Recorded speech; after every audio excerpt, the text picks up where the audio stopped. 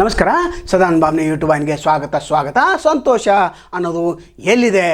ಇದು ಪ್ರತಿಯೊಬ್ಬ ಮನುಷ್ಯ ಇದನ್ನು ಹುಡುಕ್ತಾ ಇದ್ದಾನೆ, ಹೊರಗಡೆ ಹುಡುಕ್ತಾ ಇದ್ದಾನೆ. ಆದರೆ ಸಂತೋಷ ಇರೋದು ಒಳಗಡೆ.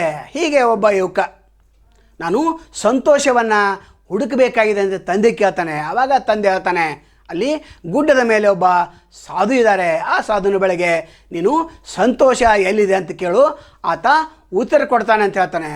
ಈ ಯುವಕ ಏನಿದೆ ಸಂತೋಷ ಹುಡುಕ್ಲಿಕ್ಕೆ ಹೊರಟಂಥ ಯುವಕ ಆ ಸಂತನನ್ನು ಭೇಟಿಯಾಗ್ತಾನೆ. ಆವಾಗ ಅನೇಕ ವ್ಯಾಪಾರಸ್ಥರು, ನಂತರ ಬುದ್ಧಿಜೀವಿಗಳು ಎಲ್ಲರೂ ಪ್ರವಚನವನ್ನು ಕೇಳ್ತಾ ಇದ್ದಾರೆ. ನಂತರ ಈತ ಹೋಗ್ತಾನೆ. ಈತನ ಸರದಿ ಸಾಲಿನಲ್ಲಿ ನಿಂತು ಈತನ ನಂಬರ್ ಬರ್ತಿದೆ. ಆವಾಗ ಆತ ಕೇಳ್ತಾನೆ, ಗುರುಗಳೇ ನನಗೆ ಸಂತೋಷ ಎಲ್ಲಿದೆ ಹೇಳಂತ ಹೇಳ್ತಾನೆ. ಆವಾಗ ಗುರುಗಳೇನು ಮಾಡ್ತಾರೆ, ಅವನ ಕೈಯಲ್ಲಿ ಒಂದು ಚಮಚ ಕೊಡ್ತಾರೆ. ಆ ಚಮಚದಲ್ಲಿ ಒಂದೆರಡು ಹನಿ ತೇಲನ್ನು ಇಡ್ತಾರೆ, ಅಂದರೆ ಎಣ್ಣೆಯನ್ನು ಹಾಕ್ತಾರೆ. ಹೋಗು, ಈ ಒಂದು ಏನು ನಮ್ಮದು ಲೈಬ್ರರಿ ಇದೆ, ನಂತರ ಗಾರ್ಡನ್ ಇದೆ, ಎಲ್ಲವನ್ನು ಸುತ್ತಕೊಂಡು ಅರಮನೆಯನ್ನು ನೋಡಿಕೊಂಡು ಬಂದುಬಿಡು, ನಂತರ ನಾನು ನಿನಗೆ ಸಂತೋಷ ಎಲ್ಲಿದೆ ಹೇಳ್ತೇನೆ ಅಂತ ಹೇಳ್ತಾನೆ. ಆವಾಗ ಈತ ಕೈಯಲ್ಲಿ ಚಮಚ ಇಟ್ಕೊಂಡು ಈತ ಸುತ್ತಿ ಎಲ್ಲವನ್ನು ನೋಡಿ ಬರ್ತಾನೆ. ಆವಾಗ ಎಲ್ಲವನ್ನು ನೋಡಿ ಬಂದಿದ್ದೇನೆ ಗುರುಗಳೇ, ನನಗೆ ಸಂತೋಷ ಎಲ್ಲಿದೆ ಹೇಳಿ ಅಂತ ಹೇಳ್ತಾನೆ. ಆವಾಗ ಆ ಗುರುಗಳು ಚಮಚ ಕಡೆ ಹೋಗ್ತಾರೆ, ನೋಡ್ತಾರೆ. ಆವಾಗ ಎಣ್ಣೆ ಕೆಳಗೆ ಬಿದ್ದಿರ್ತೈತಿ. ಏನಪ್ಪ ಎಣ್ಣೆಯನ್ನು ಜೋಪಾನದಿಂದ ಇಟ್ಕೊಂಡು ಬಾ ಅಂತ ಹೇಳಿದ್ದೆ, ನೀನು ಚೆಲ್ಕೊಂಡು ಬಂದಿಲ್ಲ ಅಂಥೇಳಿ ಮತ್ತೆ ಎಣ್ಣೆಯನ್ನು ಆ ಚಮಚೆಯಲ್ಲಿ ಹಾಕಿ ಇನ್ನೊಂದು ಸಲ ಹೋಗು, ಗಾರ್ಡನ್ ನೋಡು, ಲೈಬ್ರರಿ ನೋಡು, ಅಲ್ಲಿರ್ತಕ್ಕಂಥ ಚಿತ್ರಗಳನ್ನು ನೋಡು, ಆದರೆ ಎಣ್ಣೆ ಮಾತ್ರ ಬೀಳಬಾರ್ದು ಅಂಥೇಳಿ ಹೇಳಿ ಈತ ಮತ್ತೆ ಕಳಿಸ್ತಾನೆ. ಈತ ಯುವಕ ಹೋಗ್ತಾನೆ.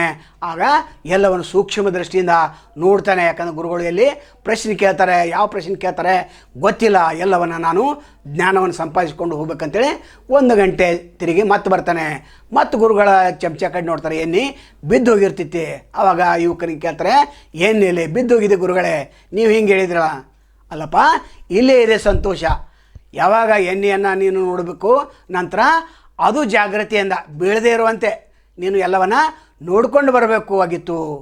ಆವಾಗ ಈ ಯುವಕನಿಗೆ ಜ್ಞಾನೋದಯ ಆಗ್ತೈತೆ ಅಂತ ಹೇಳುವಂಥ ತಾತ್ಪರ್ಯ ಏನಂತಂದರೆ, ಇಲ್ಲಿ ಎಣ್ಣೆಯನ್ನು ನೋಡಬೇಕು, ನಂತರ ಸೃಷ್ಟಿ ಸೌಂದರ್ಯವನ್ನು ನೋಡಿಕೊಂಡು ಬರಬೇಕು. ಅಂದ್ರೆ ಸಮದೃಷ್ಟಿಯಲ್ಲಿ ನೀವು ಇರಬೇಕಾಗ್ತದೆ. ಈ ಸಮದೃಷ್ಟಿಯಲ್ಲಿ ನೀವು ಇರದೆ ಹೋದರೆ ಇಲ್ಲಿ ಜೀವನದಲ್ಲಿ ನೀವು ಸಂತೋಷವನ್ನು ಪಡಲಿಕ್ಕೆ ಸಾಧ್ಯನೇ ಇಲ್ಲ. ಇನ್ನು ಒಂದು ಗುಡಿಯಲ್ಲಿ ಒಂದು ದೀಪ ಇತ್ತು. ಆ ದೀಪ ಚೆನ್ನಾಗಿ ಬೆಳಗ್ತಾ ಇತ್ತು. ಆವಾಗ ಸೂರ್ಯ ಬರ್ತಾನೆ. ಸೂರ್ಯ ಬಂದು ಹೇಳ್ತಾನೆ, ನೀನು ಆರಿಬಿಡು, ನಾನು ಬಂದಿದ್ದೇನೆ, ನಿನ್ನ ಅಗತ್ಯ ಇಲ್ಲ ಅಂತ ಹೇಳ್ತಾನೆ. ಆವಾಗ ದೀಪ ಇಲ್ಲ, ನನ್ನ ಕೆಲಸ ನಾನು ಮಾಡ್ತೇನೆ, ನಿನ್ನ ಕೆಲಸ ನೀನು ಮಾಡಂತ ಹೇಳ್ತದೆ. ನಾನು ಸಂತೋಷದಿಂದ ಇದ್ದೇನೆ.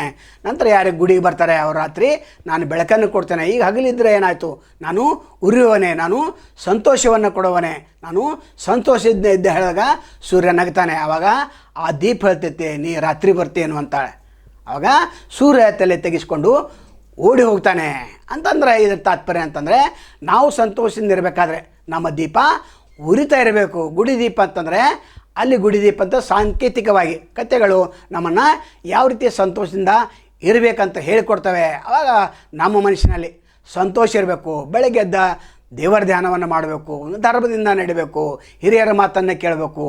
ಆ ದಾರಿಯಲ್ಲಿ ಹೋದರೆ ಮಾತ್ರ ಸಂತೋಷ ಸಿಗ್ತದೆ. ಸಂತೋಷ ಹೊರಗಡೆ ಎಲ್ಲಿಯೂ ಇಲ್ಲ, ಒಳಗಡೆನಿದೆ. ಆದರೆ ನಿಮ್ಮನ್ನು ನೀವು ನೋಡ್ಕೊಳ್ತಾ ಇಲ್ಲ. 90% ನೀವು ಹೊರಗೆ ನೋಡ್ತಾ ಇದ್ರಿ, ಒಳಗೆ ಕೇವಲ ವ್ಯಾವಹಾರಿಕವಾಗಿ 10% ನೋಡ್ತಾ ಇದ್ದೀರಿ. ಅದು ಉಲ್ಟಾ ಆಗಬೇಕು. ನಿಮ್ಮನ್ನು ನೀವು ಅರಿವೇ ಗುರು ಅಂತೇಳಿ ಹಿರಿಯರು ಹೇಳಿದೆ. ಬಸವಣ್ಣವರು ಕೂಡ ಮೇಲಿಂದ ಮೇಲೆ ಇದನ್ನೇ ಹೇಳ್ತಾಯಿದ್ರು. ಸಂತೋಷ ಅಲ್ಲಿ ಹುಡುಕುವಂಥದ್ದು ಅಲ್ಲ. ಜ್ಞಾನಿಗಳು ನಂತರ ಮಹಾರಾಷ್ಟ್ರದಲ್ಲಿರ್ತಕ್ಕಂಥ ಅಭಂಗದಲ್ಲಿ ಕೂಡ ಇದನ್ನು ಹೇಳಿದ್ದಾರೆ. ನಮ್ಮ ವಚನ ಸಾಹಿತ್ಯದಲ್ಲಿ ಕೂಡ ಅದನ್ನು ಹೇಳಿದ್ದಾರೆ. ಅಕ್ಕಮಹಾದೇವ್ ಕೂಡ ಇದನ್ನೇ ಹೇಳಿ ಹೋಗಿದ್ದಾರೆ. ಸಂತೋಷ ಅಲ್ಲಿ ಇಲ್ಲಿಲ್ಲ, ನಮ್ಮ ಒಳಗಿದೆ. ಅಂದರೆ ಯುವಕರಿಗೆ ಇವತ್ತು ಹೊರಗನ ಹುಡುಕಾಡ್ತಾ ಇದ್ದಾರೆ. ಅಂದರೆ ಸಂತೋಷ ಅಲ್ಲಿ ಇಲ್ಲಿಲ್ಲ, ಒಳಗಡೆನೇ ಇದೆ. ಅಂದ್ರೆ ಇಲ್ಲಿ ಹೇಳುವಂಥ ಇನ್ನೊಂದು ತಾತ್ಪರ್ಯ ಅಂತಂದರೆ, ನಾವು ಕ್ಷಮಿಸುವ ಗುಣವನ್ನು ಬೆಳೆಸ್ಕೊಳ್ಬೇಕು. ನಾವು ಹಿಂದಿನ ಸೇಡನ್ನು ನೆನಪಿನಲ್ಲಿ ಇಟ್ಕೊಂಡಿರ್ತೇವೆ. 10 ಆಯಿತು, 15 ವರ್ಷ ಆಯಿತು, 20 ವರ್ಷ ಆಯಿತು, ಅದನ್ನು ನಾವು ನೆನಪಿನಲ್ಲಿ ಇಟ್ಕೊಂಡಿರ್ತೇವೆ. ಅದನ್ನು ಮರಿಬೇಕು. ಮರ್ಯಾದಿಂದ ನಾವು ಸಂತೋಷದಿಂದ ಇರ್ತೇವೆ. ಇನ್ನು 2 ಮೇಣಬತ್ತಿ ಇರ್ತವೆ, ಆವಾಗ ಮನುಷ್ಯ ಒಂದು ಮೇಣಬತ್ತಿ ತೆಗೆದುಕೊಂಡು ಹಚ್ತಾನೆ. ನಂತರ ಬೆಳಕಿನಲ್ಲಿ ತನ್ನ ಕೆಲಸ ಮಾಡ್ಕೊಂಡು ಹೋಗ್ತಾನೆ. ಆವಾಗ ಮಲಗಿದಂಥ ಮೇಣಬತ್ತಿ ಹೇಳ್ತೈತಿ, ಏನು ನೀ ಯಾಕೆ ಎದ್ದೆ, ನೀ ಯಾಕೆ ಆ ಮನುಷ್ಯನಿಗೆ ದಾರಿ ತೋರಿಸಿದೆ ಅಂತೇಳಿ.